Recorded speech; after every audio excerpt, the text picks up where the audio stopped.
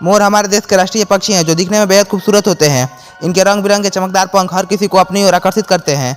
आज हम मोर के बारे में ज्ञानवर्धक फैक्ट बताने जा रहे हैं, तो चलिए शुरू करते हैं। मोर भारत के साथ साथ श्रीलंका और म्यांमार के भी राष्ट्रीय पक्षी हैं।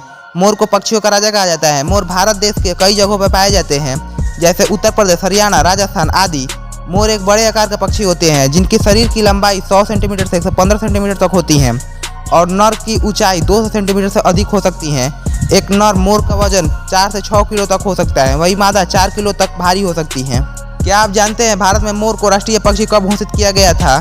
मोर को 1963 में भारत का राष्ट्रीय पक्षी घोषित किया गया था। लगभग 4.9 फीट बड़े पंख के साथ मोर धरती पर सबसे बड़े उड़ने वाले पक्षियों में से एक है। मोर की 3 प्रमुख प्रजातियां पाई जाती हैं: भारतीय मोर, अफ्रीकी कांगो मोर और हरा मोर।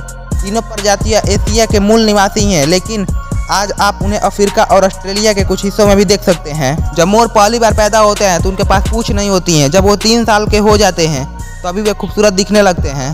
मोर पक्षी जमीन पर रहने वाले होते हैं और वे खेतों, जंगलों और गर्म क्षेत्रों में निवास करना पसंद करते हैं। वे ऐसे क्षेत्र में रहना पसंद करते हैं जहाँ से वो पौधे और पेड़ों तक आसानी से पहुँच सके। मयूर प्रमुख रूप से भारत, श्रीलंका और बर्मा में पाए जाते हैं। मोर की दौड़ने की औसतन गति 16 किलोमीटर प्रति घंटा है। मोरों को इंग्लैंड और जापान में कैद करके रखा जाता है, ऐसा इसलिए ताकि वहाँ की उनकी आबादी बढ़ाई जा सके। मोर सर्वाहारी पक्षी होते हैं और वो मुख्य रूप से पौधे, फलों, बीजों, फूलों की पंखुड़ियाँ, चींटियों, कीड़े मकोड़े, टिड्ड आदि को खाते हैं। अनाज मोर का सबसे आम भोजन है। हालांकि मोर किसी भी खाद्य पदार्थ को खा सकते हैं, फिर चाहे वो कोई जानवर हो या पौधा। मोर छोटे सांपों को भी खाते हैं, जैसे कि कोबरा सांप के बच्चे, उभयचर तितली, मक्खी, चूजे और चूहे आदि। मयूर अकेले रहना पसंद नहीं करते, वे छोटे समूहों में रहते हैं क्योंकि वे अत्यधिक मिलनसार और आश्रित पक्षी हैं। एक मयूर एक बार में 6 अंडे दे सकता है। ये ज़्यादातर दोपहर के समय अंडे देना पसंद करते हैं। मोर को बसंत ऋतु के दौरान अपने चमकदार सुंदर पंखों को फैलाते हुए देखा जा सकता है।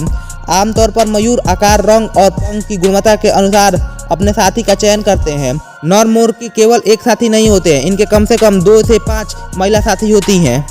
मोर की पूंछ में 200 से अधिक चमकीले रंग के पंख होते हैं और लगभग सभी पंखों पर बड़े बड़े आंख के धब्बे बने होते हैं।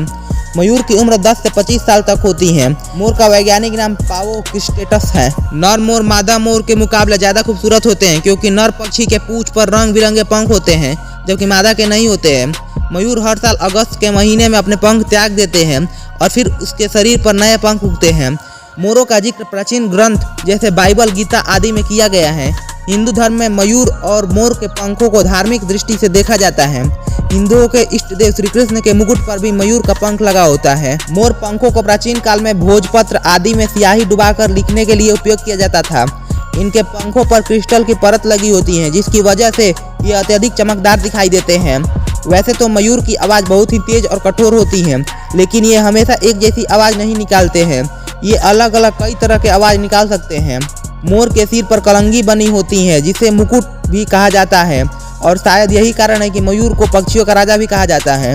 अंग्रेजी में मोर को पीकॉक, मोरनी को पीहेन और इनके बच्चे को पी चिकन कहा जाता है, और इन सबको सामूहिक रूप से पी फ्लो कहा जाता है। मोर हवा में ज़्यादा देर तक नहीं रह सकते। ये शिकारी से बचने के लिए उछलकर पेड़ों पर चढ़ जाते हैं।